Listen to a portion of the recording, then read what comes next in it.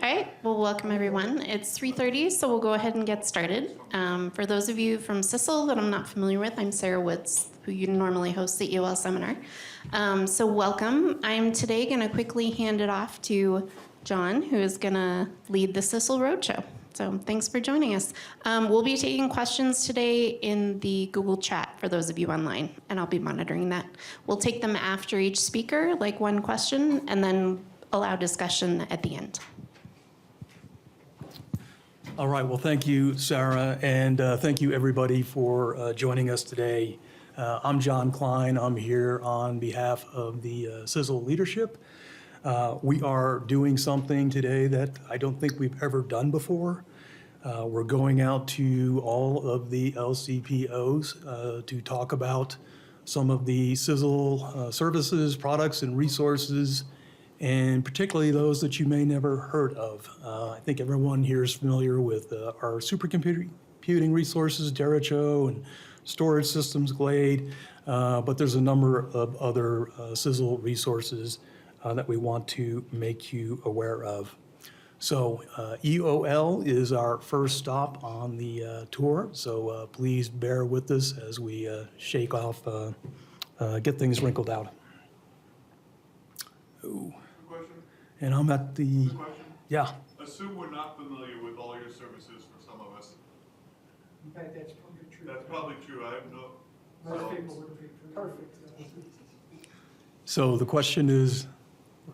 More of a statement. Assume we're not familiar with your services. That is exactly, I think, the position we're taking. So I'm sure there's a better way to get to the beginning. Like I said, this is the first one of these we've done, so there's going to be a few bumps. Okay, so I think the obvious, our first goal here is to build awareness of the many CISL services and products and resources that are available to advance your science. That's why we're here. But additionally, we're here to build connections between CISL staff and the scientific communities that CISL supports. You know, at the end of the day, CISL exists, in my opinion, to support the scientific advancement of our communities at NCAR and in the university. I don't believe we can do that effectively without working closely with you all. So we really want to do what we can to help build connections between CISL and the domain scientists. Just as a plug, we've got a number of proposals in the works with some of the other labs, CGD and M-Cubed, for an upcoming NSF CSSI solicitation. We'd love to work with EOL as well. So please keep that in mind in the future as you're submitting your proposals. Are there opportunities where CISL might help strengthen your proposal? We'd certainly like to work with you if it makes sense. So the format for today, we're going to have a series of lightning talks from different presenters. Each speaker will have 5 minutes, and that's really a reminder to the speakers. I'm going to be on that clock, 5 minutes, and then we'll have approximately time for 1 or 2 questions, perhaps. At the end of all of the presentations, we should have about 15 minutes for discussions. And then last thing, before I turn it over to the first speaker, we've set up a website for the event. You can scan the QR code here, and I'll put this up again later. You'll find speaker bios, the slides that we're presenting today, presentation recordings when we can provide those, and much, much more. So that's going to be a resource that we keep around for a while. So hopefully in 6 months or whatever, when you're thinking about that talk that you saw and you don't know where to go, you can find the website and learn more, figure out who to reach out to. So with that, I'm going to turn it over to our first speaker, Ben Kirk. Thanks, John.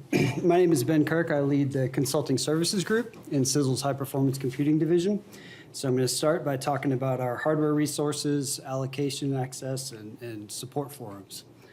So all of our resources are housed in the NCAR Wyoming Supercomputing Center. We call it NWSC. It's just across the border in Cheyenne, and it's been there since 2012 when we outgrew the Mesa Lab data center. If you've never been there, you haven't been there in a while, definitely recommend stopping in. We love showing it off and what's inside. It's a world-class resource.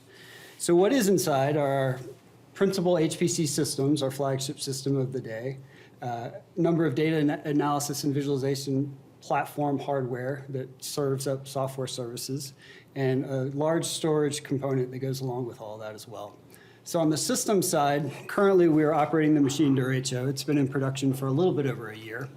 It's a very large, massively parallel computer. Fun fact, it weighs about 110,000 pounds before the cooling fluid. It has over 300,000 CPU cores. And this is where we run a lot of very large-scale modeling and simulation codes, so think like WRF and CESM. Derecho also brings online 328 NVIDIA A100 GPUs. So these are very high-performance, effectively video cards that can be co-opted for scientific computing. And this allows us to do new things both on the modeling and simulation front, but also on the AI/ML front. You'll hear some of that later on today. Casper is a little different. It's a heterogeneous beast, really. Right now, there are 75 effectively high-end workstations that are tailored to what we call high-throughput computing. So if you have an analysis that's kind of grown up on your laptop, but you need some more oomph, Casper is probably a very natural place to field that type of work. It also provides some specialized configurations for data analysis and visualization, so interactive graphics. We have 3 generations of GPU accelerators for AI/ML research and code development. And if you have very large data sets that don't fit into memory, we have some nodes specifically designed for that. We then field a bunch of services, including specialized visualization software that you'll hear about later on today, using those resources. And then we tie it all together with data, right? Data's fundamental to the compute and the results process. So on the traditional kind of Unix file system basis, we have 2 complementary storage subsystems. Campaign storage is 125 petabytes, a petabyte being 1,000 terabytes, which is a lot. About 18,000 hard drives, depending upon the day. And that is used for long-term project storage that's online anytime, can be accessed immediately, multiple year type data set stuff. That's augmented by what we call our scratch space, another 55 petabytes of very high performance but relatively temporary storage attached to the HPC systems. So both of those systems are online and available and familiar to anyone, typical Unix computer user. We have some specialty storage systems that go along with that as well. Stratus is an object storage system that we've used for R&D, and Quasar is a tape library. EOL actually uses Quasar quite extensively because of the preciousness of the observational data. It's nice to have multiple backups, and Quasar is a good resource for that. So gaining access. Compute allocations are the currency for GPU and CPU access. We do allocate a large fraction of the machines directly to each lab. Dave Hart at RSD is the point of contact for that. We also have additional mechanisms for externally funded projects to gain access to compute resources, and those are additional details in the link at the top of that bullet there. On the storage side, so every user who has an HPC system account gets, I believe, 30 terabytes of storage on Derecho Scratch, but we can increase that based on user requests for a computational campaign. Probably of more interest on the campaign storage side, so those long-term storage areas, Campaign and Quasar, are also allocated directly to labs. Dave's the point of contact there. I will say that we do also meet monthly, a group called the Storage Advisors Group, where we do operations, policy, communication, long-term planning, and things of that nature. Every lab has a representative. Brooke Snyder is the current representative for EOL, so thank him for his service. If you have any storage questions, we can take them directly, or Brooks might be a good point of contact as well. Lastly, we provide a number of support forums, ranging from traditional web-based documentation. We have a tiered help desk system for trouble ticket resolution. We've recently brought online virtual consulting, so this allows us to do screen sharing and things that benefit from that type of interaction. Along with Derecho, we also deployed a Slack workspace, which has actually been very popular. It allows people to get kind of updates in real time and network with the larger HPC user community. So please join that if you're unaware. And you'll hear a little bit later on about some of our user trainings and support, user groups and training offerings. Any questions? We have time for a couple of quick questions.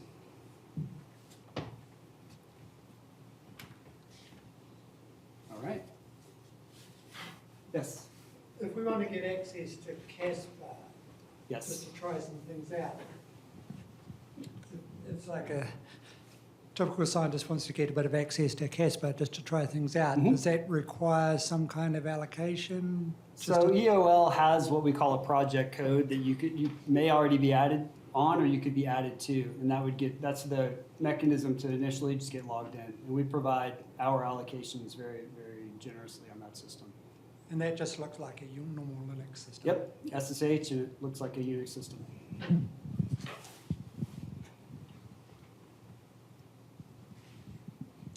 I haven't used the Casper that much. I was wondering, is that everyone in NCAR has an account there? How does it work? Generally speaking, and especially recently, anyone who gets a Derecho account also gets a companion Casper account, even if it's small, because some of the services that we provide require using Casper, even behind the scenes. So yes, we really treat them as companion systems now. Okay. In that, do you have many libraries exist there, like for example, MATLAB or anything like that? We do. In fact, if you're familiar with Derecho, Casper will look very familiar.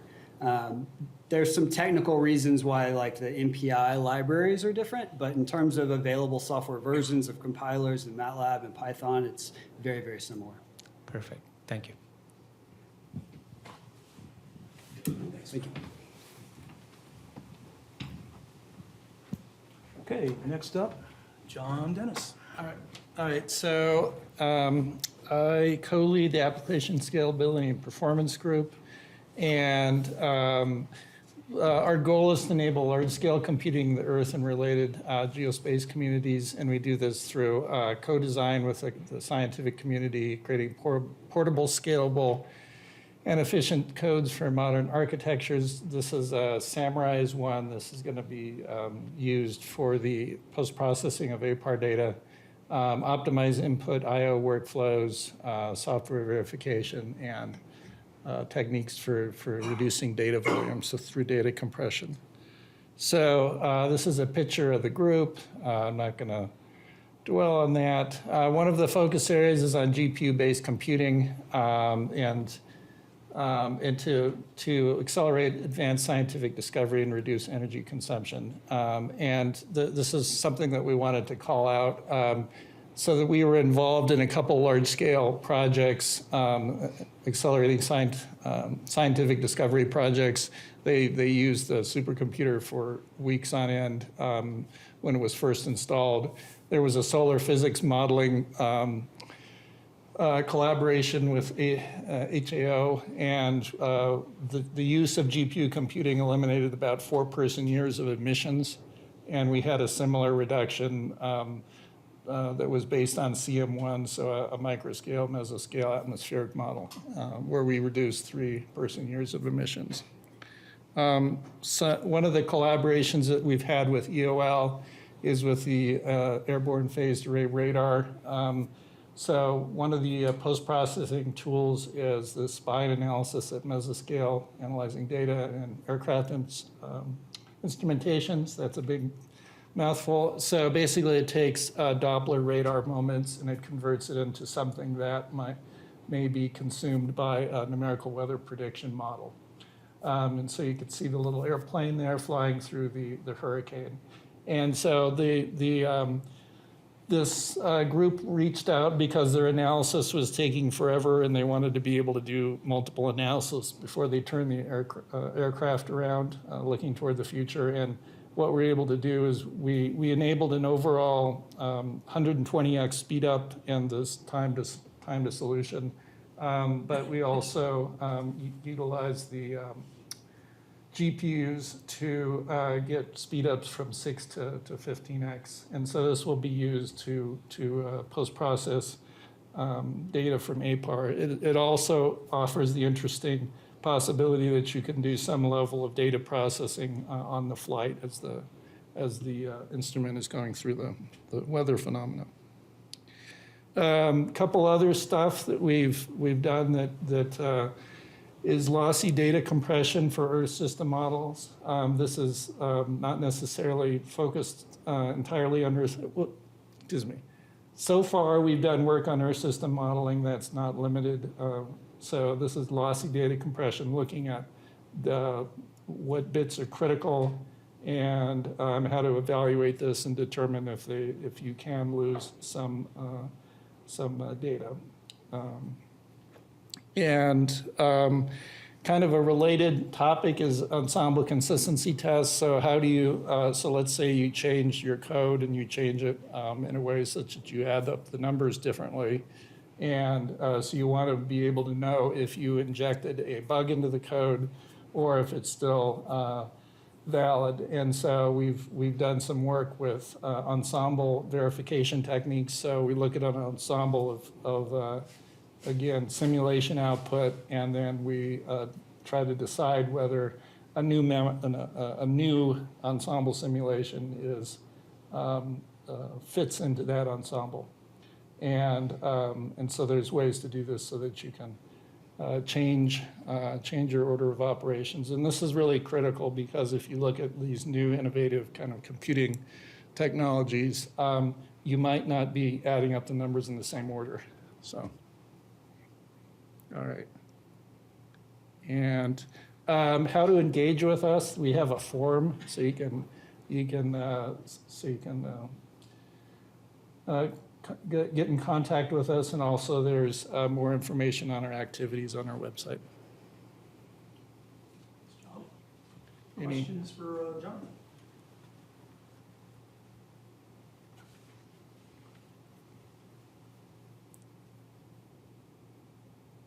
All right, I guess I get off easy. Thank you, John. We'll move on to our next speaker, who is online, Tom Cram. So, Yes, can you hear me? we can hear you, Tom. Just let me know when you'd like me to advance your slides. Okay. I'm getting an echo from my audio. Would it be possible to mute the seminar room? Okay, I'll go ahead. So I'm Tom Cram. I'm a software engineer in CISL. I work with the group that manages the Research Data Archive, or RDA for short. I apologize I can't be there in person, but I'm happy to present to you or give you a brief overview on the data services that we support at CISL. This includes how to find data, how to access data from the RDA once you found a data set of interest, and finally I'll end on the support we provide for project PIs developing the data management plan for their proposals and our project leads who need to find a storage location for their project data sets. Okay, next slide, please. Okay, so first off, what's shown here is the landing page for the Dash search interface. The web address is listed at the top here. It's data.ucar.edu. And what Dash stands for is Digital Asset Services Hub. And what this is the full catalog of all the data assets that are held in the main repository at NCAR across the organization. These includes EOL data collections, HAO data collections, data archived in the RDA, the Geoscience Data Exchange, and the Climate Data Gateway. So if you're starting out with a new research project or you're looking for a specific data set and you don't know where it's archived at NCAR, you can go to this page, enter your search terms, and then you can drill down to find your data set of interest. Okay, next slide, please. Now onto the RDA and data access. The RDA, or Research Data Archive, is a large and diverse collection of reference data sets that are used for geoscience research, primarily weather and climate research. It's hosted within CISL. Some of the popular data sets that are archived within the RDA, we have many products from NCEP. We have NCEP final analyses and forecast products, including GFS. We also have and reanalysis products such as CFSR and CFS. We have a number of other reanalysis products, including the ECMWF Era 5, and also we are partnered with JMA to serve the JRA 55 and JRA 3Q reanalysis data sets. There's also a large number of historical observational data sets and other analysis products as well. There's also NCAR produced data sets produced by NCAR PIs and project leads. And if you're curious about the most popular data sets archived within the RDA, you can follow that link at the bottom. That will show you a list of the most popular used data sets in the RDA. And the main point I want to point out here on this slide is the full collection of data sets within the RDA are located on Campaign Store at the directory list shown here in yellow, glade/campaign/collection/RDA/data. And what we call this data approximate compute, because users, internal NCAR users who are working on the HPC system with Glade mounts have direct access to all the data within the RDA under this directory path. So whether you're working on Derecho or Casper, you have direct access to the full collection in the RDA. Okay, next slide, please. Okay, so this is a snapshot of one of the landing pages of one of the data sets in the RDA. This is specifically is for the Era 5 reanalysis model level data. And what's shown here is what we call the data access matrix. And so if you're a user and you want to access this data, what you do is you select the data access tab highlighted by the number 1 here. And then what's shown is just the different data access options you have as a user. Highlighted by the number 2 are the data access options primarily for external users. There's web file listing, which is standard web file download. You can also do a Globus transfer from the RDA Globus endpoints to your local endpoint or system. And also the get a subset link allows you to request a time or spatial slice of data from data files within a collection. In this case, it would be the Era 5 reanalysis data files. And finally, highlighted by the number 3, this is the Glade file listing. This is the data approximate compute option I was talking about. This is for internal NCAR users who have access to the Glade file system. If you select this link, this will bring up a list of the files for this particular data set and their specific location on Glade. So you can then pull up this list, copy the location on Glade, and then plug it into your notebook or your analysis scripts and have direct access to the data. Okay, next slide, please. And you have 1 minute, Tom. We also provide support for project PIs and science leads in developing their data management plans. And the place to go for this support is at this web address. It's submit-data.ucar.edu. And if you go to this page and select the request type labeled grant proposal, DMP, and budget request, here you can open up a new request to start a new data management plan, and we'll provide support for you to develop this DMP and also to develop a budget for your proposal. Next slide, please.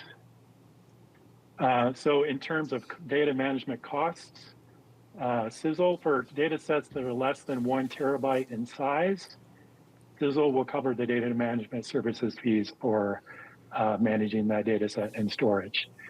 Anything larger than 1 terabyte, then we will work with the project PI to develop a budget for this proposal and the data management services related to that project. Next slide, please. And finally, a comment about data preservation in the RDA. The RDA is a certified trusted data repository recognized under the Core Trust Seal. What that means is we are essentially a trusted, what's known as a trusted repository under Core Trust Seal. And our data preservation policy aligns with that of scientific publications in journals. And essentially what that is for non-observing system-based data sets, primarily model output data sets that are typically larger than 10 terabytes, our data preservation policy is 5 years. After 5 years, the data will be flagged to be purged, unless the community usage matrix support the continued maintenance of the data set. Otherwise, the data will be marked to be purged. If the project PI or the original data submitter would like to extend the data access beyond that 5-year period, we can work with the PI to find an alternate storage location for that data, or work with the PI to develop a budget plan to extend the data set and archival in the RDA. And finally, for observing system-based data sets, such as in situ observations or remote sensing observations, these are considered irreplaceable measurements. And if they are archived in the RDA and the RDA is a repository of record, then these data sets will be preserved indefinitely in the RDA. Okay, next slide. And that's it for me. I'll just end with these 2 contact emails for support. If you have specific questions about data access or general data usage questions, you can email the RDA support desk at rdahelp@ucar.edu. And for data management plans or data deposit questions, you can send an email to datahelp@ucar.edu. And finally, next week, there is an EOL town hall on Wednesday, October 16th. We will be talking in the town hall about the next generation GDAX data commons, and we encourage everyone to attend and come with questions to that session. So thanks. I'll hand it over to the next speaker, please. Thanks, Tom. And we're going to have to move on, and we'll take questions at the end. So next up is Orhan Araglu. Good afternoon. I will be talking about the analysis tools and visualization services we are providing the community with. Okay, so my name is Orhan. I will be talking about our services on analysis tools and visualization. The Visualization Services and Research Wiser Group is a group of software engineers, student assistants, and visualization designers who are focused on advanced data visualizations and who are led by Nihant Cherukuru. Wiser Group has collaborated with researchers, educators, outreach staff, and also news outlets to communicate NCAR science through data visualization methodologies. Wiser Group has created a number of products, but some of them are interactive dashboards, production quality data visualization videos and animations, and also the Vapor 3D visualization software, which I will be talking about in detail in this slide. I'd like to start both of these videos concurrently if I can. Okay. Here you can see the details of the Vapor software, which is for visualization and analysis and has been serving the geoscience community for over the last 20 years. And Vapor enables 3D visualization of complex, time-varying data sets in multiple formats. Some of them are MPAS, and also I think Vapor can support many of them that commonly used data formats.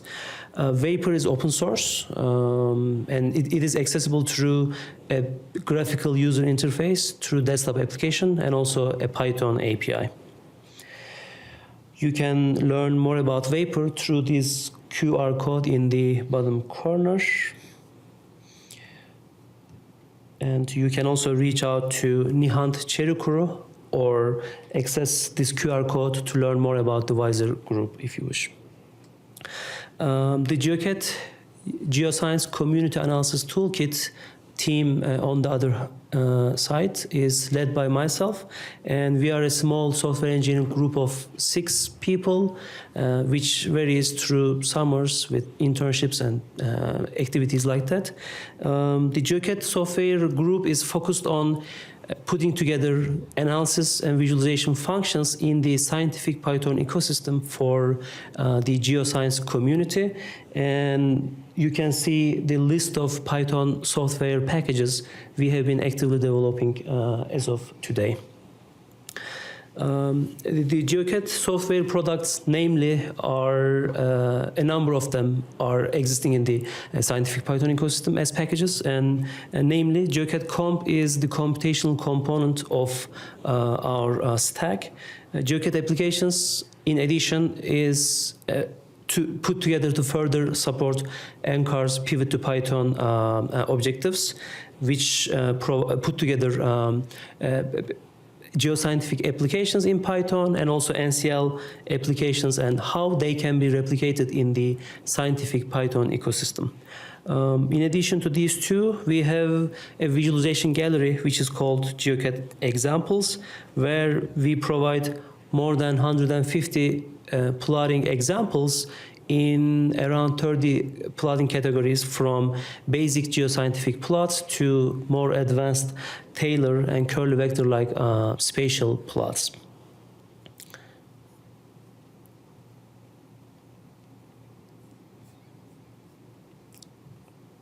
And many of these figures in my slides are linking you to their home pages and documentation that you can access after this presentation as well.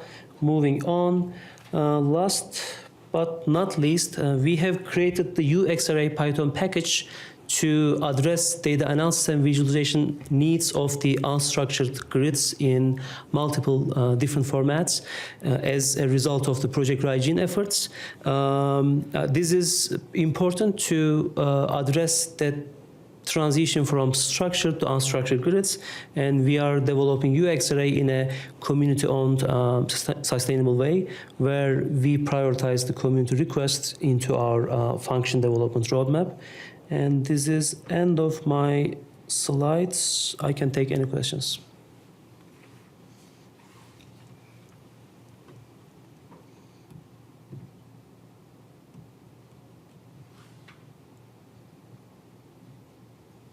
Thank you. Thank you, Orhan. Thanks, John. So next up, Jeff Anderson. So I'm Jeff Anderson from the Data Assimilation Research section. Given the name, we do data assimilation. And data assimilation is the combination of observations with model data to make both of them more informative and more powerful. The first order thing is to produce an analysis, but there's much more that can be done. And so the goal of our section, DARES, is to accelerate progress in science by providing state-of-the-art ensemble data assimilation tools that everyone in the organization and in the broader NCAR, UCAR community can use. And that tool that we use is called the Data Assimilation Research Testbed, or DART. It's a fully publicly available, open source, open science system. It is supported by the DARES team, so we have active support. We have professional software engineering to make it easier to use. It can also be used for data assimilation research, so new things on ideas for using data assimilation. But the primary capabilities for scientists like yourselves that you might want to use are to use your observations to improve prediction, to assess predictability, which is asking the question, if I had these observations, could I make better predictions? To work on model development or parameter estimation, or again, something appropriate for EOL, observation system design or evaluation. How much are my observations helping particular types of forecasts? So DART works with a whole bunch of models of all aspects of the Earth system, from the land surface up through the ocean ice, land ice, and then into the atmosphere and up to space weather and beyond to the sun. Red models here are NCAR developed models, but there's other models we work with too. And an even broader assortment of observations. This is not all of the ones that we work with, from across the Earth system again, and from many, many different sources. So the standard use of data assimilation, the thing it was originally developed for, was numerical weather prediction. And this is just an example in collaboration with folks in M-Cubed across in Foothills 3 there, that DART is a state-of-the-art system. We can compete with operational NWP systems fairly effectively, and we can run on very big problems at very high resolutions if needed. These are just examples of 15 and 3 kilometer work done by Craig Schwartz in M-Cubed. But of more interest to this community is we've had limited but really exciting successes collaborating with folks in EOL and elsewhere on new instruments. This is a little bit older now, but it gives you an example of a really successful project. This was working with the MPD, the dial, backscatter stuff. And most of this work was done by scientists in EOL with us providing tools and support. But this shows two of the examples you can do. On the lower left here is something called an OSSI, an Observing System Simulation Experiment. And in this particular case, scientists in EOL asked the question, if I had the dial in place in a convective system, how could I expect my forecast of that system to be improved? What new things could I learn by having the dial in place? And then the second step following up on that type of thing is on the right, an OSE, or Observing System Experiment. In this case, the dials really were out in the field, observations were taken, and now you can ask the question, if I want to make a prediction of this particular strong convective system, how much more information do I get from having the dials in place? What did I learn from having them that I didn't learn before? So we're very, very interested in more collaborations with folks in EOL. In particular, we're super excited about APAR. We're also super excited. We know you guys have a whole bunch of other observations. We've worked with folks on field experiments with some of your deployable stuff, but we're just really intrigued in this idea of the new things you have, and so we're looking for those collaborations. As I mentioned, that work was primarily done by really good people in EOL with us trying to help out. This final slide is work about parameter estimation in the ocean. Okay, so I don't think you do a lot of ocean or whatever else. But one thing it does talk about is data assimilation can also be used to adjust parameters, both of models, but also of things we call forward operators. Those are things that map from a model to what it thinks your instrument would show. And in this particular case, we think there's a lot of value in learning what your instruments are really measuring that can be done with this type of stuff that we really haven't exploited yet at NCAR. So we're interested in looking for that collaboration too. So in summary, we have a broad team that's interested in collaborations. We have a couple old folks still, dating back more than 20 years, Kevin Rader and myself. And then we have a really vibrant, energetic, new young people that can actually do stuff and understand new technology, shown here with specialties ranging from hydrology through space weather, through the standard tropospheric stuff, to the oceans and other things, and good software engineering support. Anyway, we have great new tools that are rolling out too. We're interested in assimilating your observations and working with you to do that. So thanks for your attention. Questions for Jeff?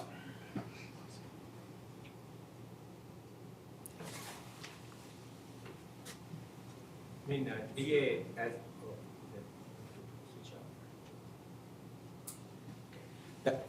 as you suggested, the DA includes the forward model.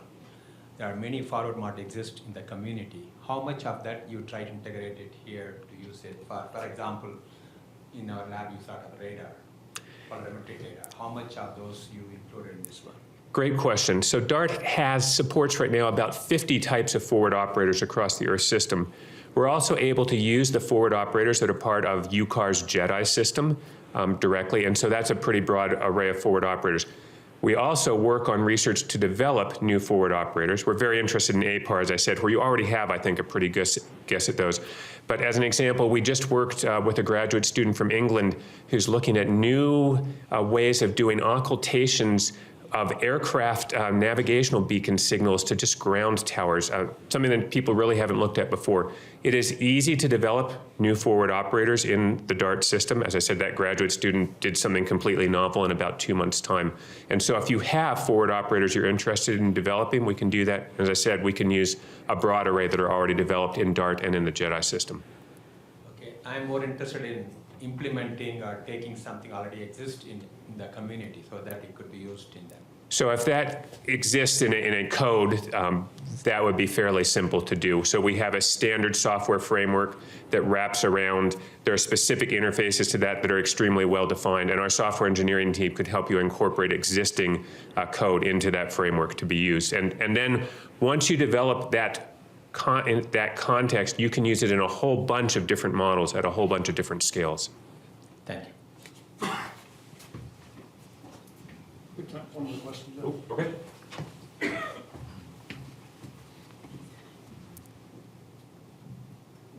Hi, Jeff. My question is, there's an NCAR-wide program called Inform that has a DA component in there. I just wonder what you describe, the functionality in CISL connect with the Inform. project? So for now, we have not been actively integrated into what's going on in Inform. I know that there's new hires coming on board with Inform responsibility, and so we're looking forward to a chance to learn more about what's going on there and do that. But for now, I know it exists. We just haven't had a chance to talk too much yet. It's a good question. Okay. Next up, David John Gagney.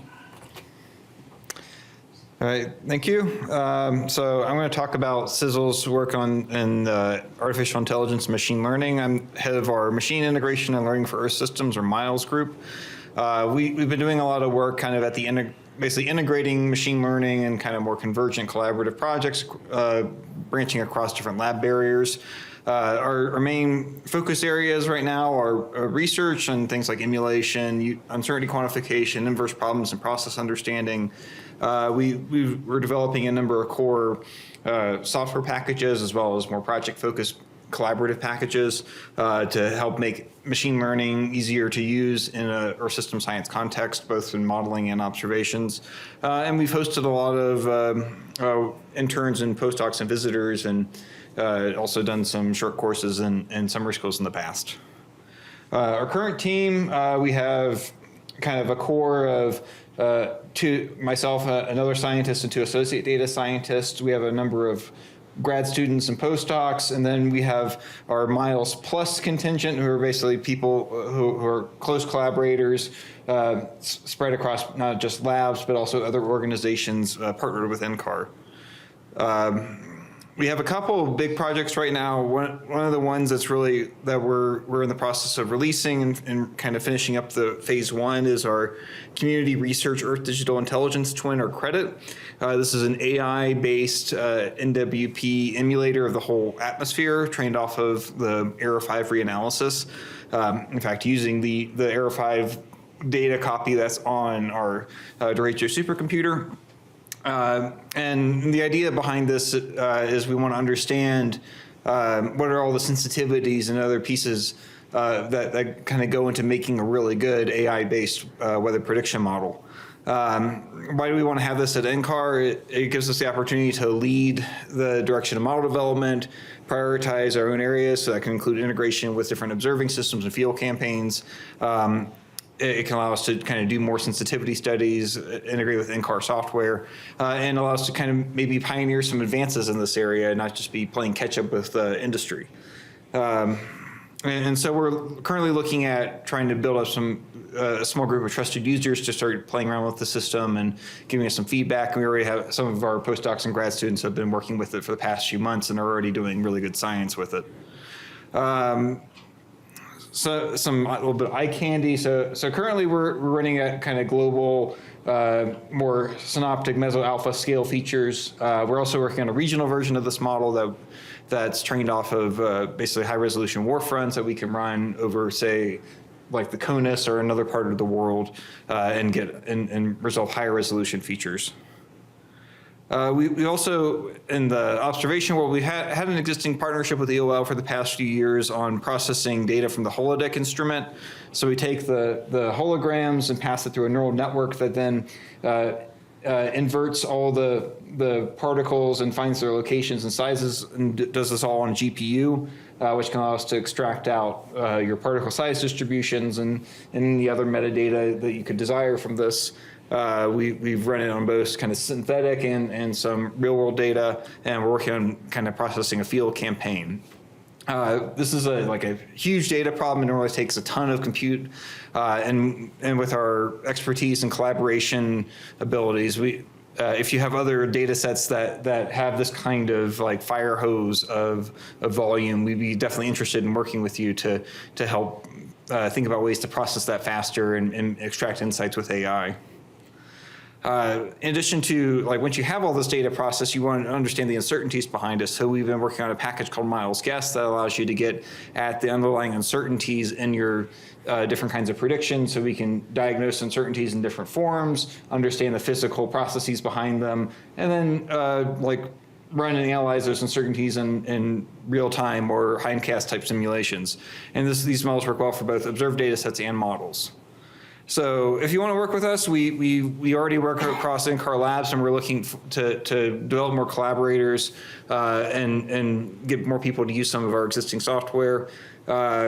And we also are interested in helping scale AI on NCAR HPC. And also, if you want to co-mentor an intern or a visitor or a postdoc with us, we certainly find that to be a great way to develop new collaborations. So email the email and go to the website if you want to see more about what we're doing. Questions for DJ?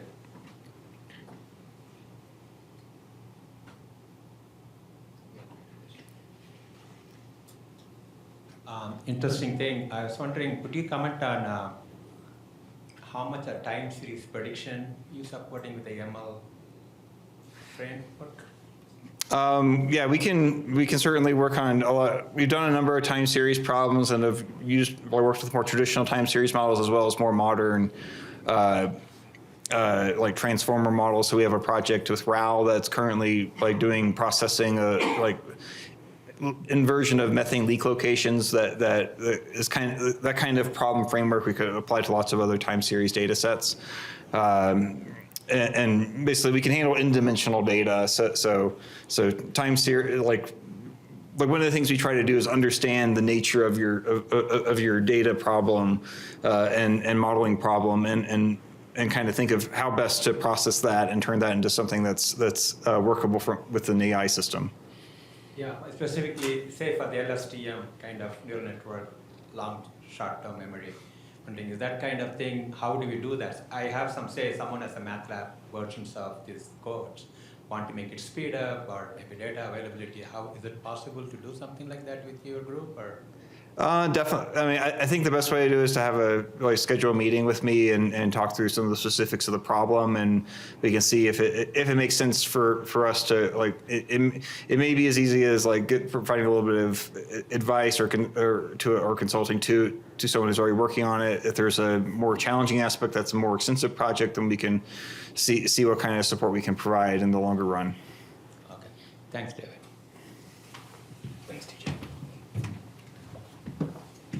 Okay, bringing us home, our last speaker will be Negan Sabani, and then we'll have time for questions for the entire group. So, Negan, take it away.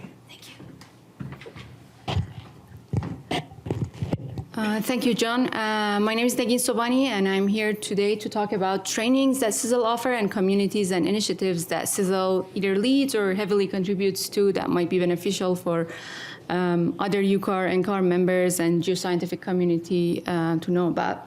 All these initiatives and communities that I'm going to mention are created with the goal of enabling open science and teaching a wide range of software engineering skill, computational skill, and data sciences skills to the geoscience community and NCAR UCAR members.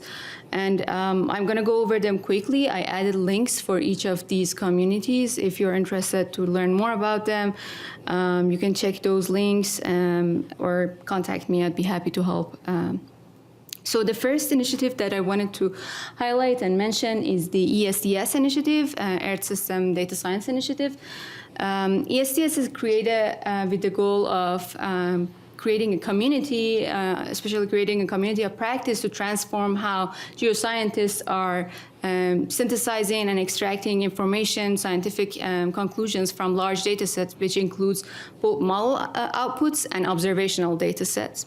So ESDS goal is to build a community of practice to teach about open source tools, and especially like modern tools, for example, the Pangeo stack, to enable reproducible science. It also provides different trainings and educational opportunities. ESDS has several communication channels, and it also provides several resources. So ESDS Forum is the ESDS discussion forum. It's held bi-weekly, Mondays, Monday afternoons.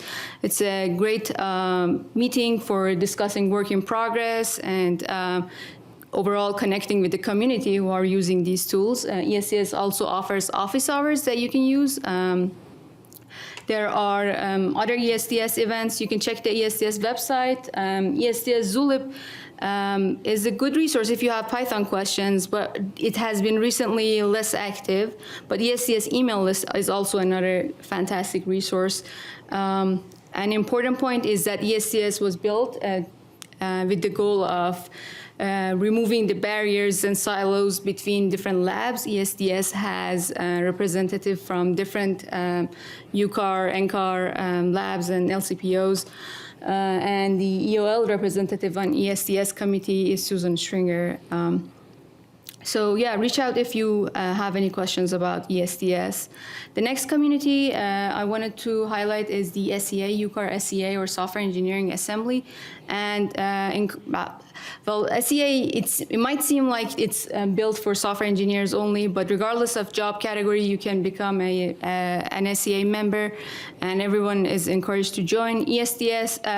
SEA includes several different activities. It includes the most and one of the most well-known activities of SEA is the Improving Scientific Software, or ISS conference, which is held every year, and there are a lot of different topics that's discussed in the ISS conference. It has tutorials on different hardware technologies. There are also some community of practice discussions that is held almost monthly, and it's discussing different topics such as, for example, best practices for documentation, porting to GPUs. And overall, it's a great and vibrant community to learn about best practices in software engineering. I've added links to the SEA public website. SEA mailing list is very active, and recently SEA started a Slack workspace, so please feel free to check them out. I wanted to also highlight there is an upcoming session and open discussion on Developer Exchange program. So if you want to learn more, it's going to be on Thursday, 2 to 3 p.m., and I've added a link if you want to participate in that. Another important community I wanted to highlight is NHUG, or NCAR HPC user group. And again, it's open to all NCAR UCAR members and also outside collaborators, university partners to join.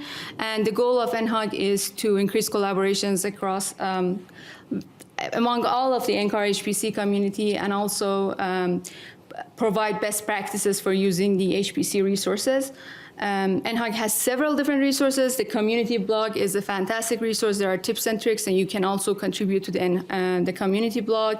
We have monthly meetings featuring different workflows, and you can also sign up if you want to talk about your workflow. NHUG Slack workspace has been very, very active. Ben also mentioned it in his talk. We have seen a lot of people asking questions about like machine learning, a lot of different topics on NHUG Slack workspace. So check it out. And I wanted to also highlight an NHUG workshop series that we are holding. It's on generative AI for scientific software, and the first session of this workshop series is going to be tomorrow, 2 to 4 p.m., and it's going to be introductions of generative AI for education, and also an introduction to GitHub Copilot. And the rest of the sessions, the future sessions over the next few months, are going to cover some more practical use cases of generative AI for software engineering and ethics of generative AI. I've added links here and QR codes, so if you want, you can still register for this event. Another fantastic resource I wanted to highlight, and I highlight this for anyone who's interested in especially like moving away from like NCL or MATLAB to Python, is Project Pythia. Project Pythia provides an amazing resource for learning about Python. Pythia has, Project Pythia, the PI of the project, John Klein, is here. Pythia Foundations is a great resource for learning about Python, and I always suggest it to anyone who is interested in learning about Python. And Pythia cookbooks are more specified and more specialized workflows. So if you have, for example, a workflow in a Jupyter notebook for reading in radar dataset or some observational dataset, you can create a cookbook and add it to the cookbook gallery. Project Pythia also has annual Pythia cook-off events, which are hackathons that are created for creating these Pythia cookbooks. I'm going to skip this slide. And last but not least, I wanted to also add the OpenACC GPU hackathons that NCAR has held in partnership with NVIDIA, NREL, and NOAA in the past 2 years, and we are going to hold another one next year, 2025 as well. The goal of this, again, is porting code to GPUs and also enhancing the software performance on the HPC infrastructure that we have, and also promoting open sciences and collaborations across different groups. The link, I've added a link for the GPU hackathon, the OpenHCC GPU hackathon, which is going to be in 2025. And a fun fact is that this hackathon has been featured on White House page of as one of the events that enabled open science and equitable research in 2023. I think it was featured. So yeah, these are some of the communities and that you can all join, and anyone outside the organization that works in similar areas and, for example, or has access to the HPC resources, they can join as well. So yeah, with that, I'm gonna finish again. Like, there are a lot of different opportunities. Definitely not enough time to cover all of them. So please let me know if you have questions.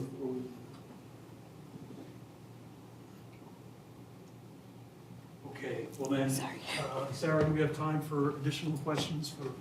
Yeah, we've got about 5 minutes for general questions and discussions. Reminder, if you're online, feel free to just throw questions in the chat and I'll read them out. And I know we've only got a couple of minutes, but I'm going to invite all of the speakers to come on up here just to move things along quicker if you have questions. If you don't have questions, I will have questions for you, and I've got some tough ones, so I suggest using up all of the time. Any questions for any of our speakers or anything CISL related? We also have Thomas Hauser, the lab director in the audience. I'm sure he'd be happy to field a question or two as well. I just have a comment. Today is a nice presentation, what you did, lightning talks. Is there a way you could share that website where you can take a look at it, not the QR code?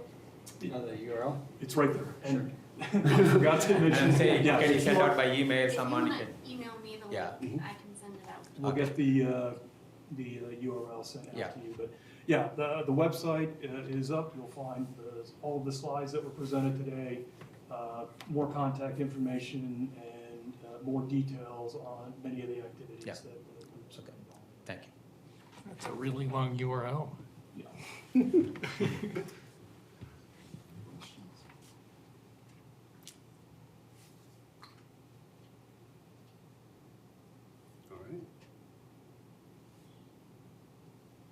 Okay, well, I said I'd have a question for you. What do you all think about the level of content? About right? Too much detail? Not enough? Any thoughts?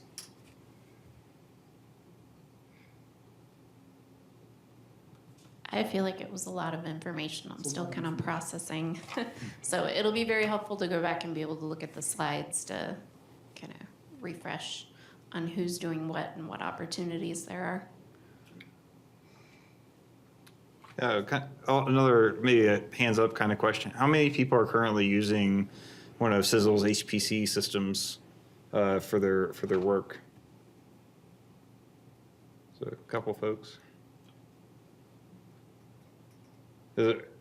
For those who aren't, are there any barriers to using it, or just not applicable to your research, or other things that would make it easier to engage with the software or the hardware?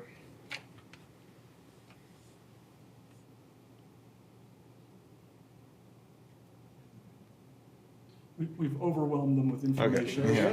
It's okay. No need yet for me.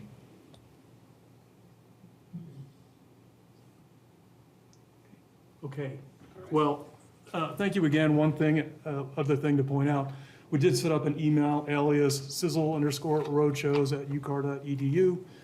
If you have follow-up questions or even comments, suggestions on things that we can do in the future to improve either the CISL Roadshow or just in general about CISL, we'd love to hear from you.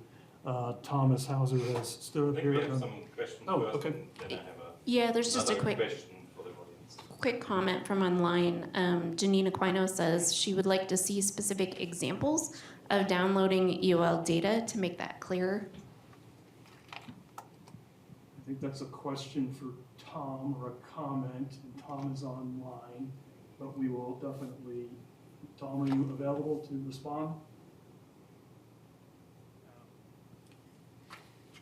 If not, we will definitely take that back to him.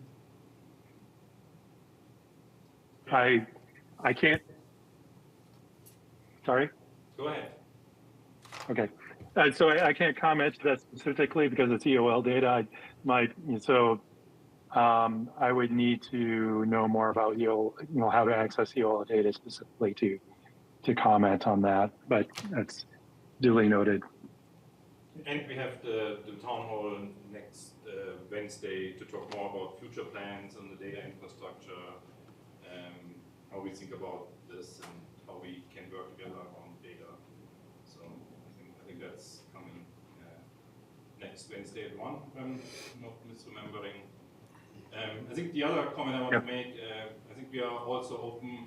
We have projects that are coming up that have compute requirements, storage requirements.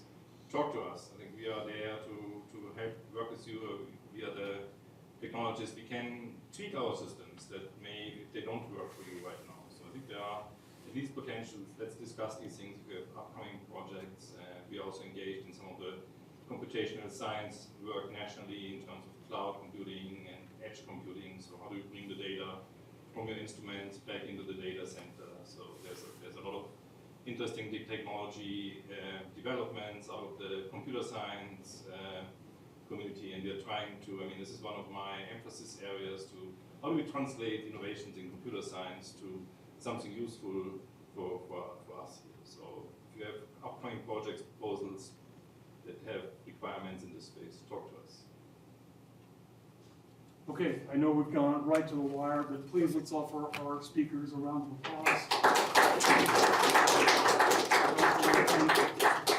I also want to thank Lisa Larson for all the work that she's done to help put these events together. So thank you all again.